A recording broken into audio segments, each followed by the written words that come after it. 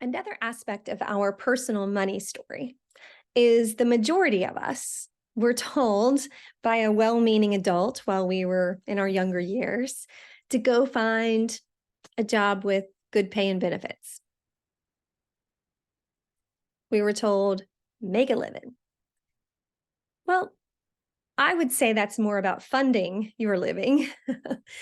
But I bring this up because money has had such a strong forward presence in our history, more so than, well, what do you want? What are you interested in? What do you want to do with your life? How do you want your life to feel? So all the things that we've been working on for the sessions prior to this related to our story.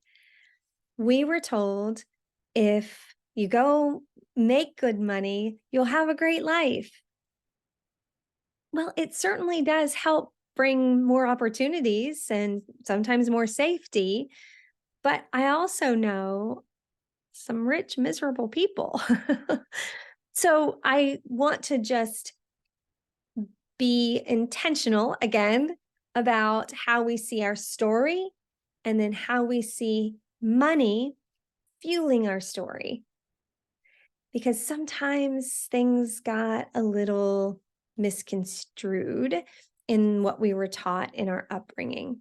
So, yes, I want you to go out and have the kind of career that is uniquely you. It fits your story. It feels good. You know that you are valuable and relevant and making an impact, and that it pays you well, and you know how to do what you need to do to increase your value so you can make more money. And so as we move into the next section's content next month, we'll talk about the money-making model of the business. But for now, I want you to be aware, as kind of your assignment between now and our next month's content. I want you to be aware of how your value, your unique gifts, talents, abilities, who you are, how you can be the most relevant to the money-making model of your business. How do your gifts and talents have the most impact?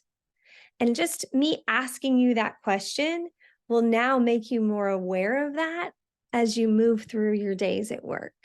So ultimately, that's where we're going. I want to make sure that you know how you can increase your impact to both the human side of the story, how you interact with clients and colleagues and make a great experience, but also how can you have more impact on the bottom line or the top line or just anywhere in the money-making model of the business? Because the more impact that we have, the more influence that we have. There you have it. All right.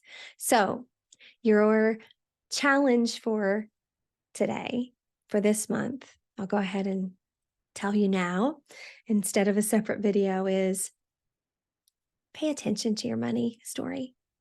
Think about, where did that come from? And ask yourself, is that the one that you want it to be? So I hope that you'll spend some time just journaling about that. But then over this next month, look for evidence of where your money story is really helping and healthy, and where it might be limiting and need some adjustment. And that's what we do most of the time around here. We just become far more aware of who we are and how we think about things so that we can make whatever changes we need to for our own personal story. All right. Love you, mean it.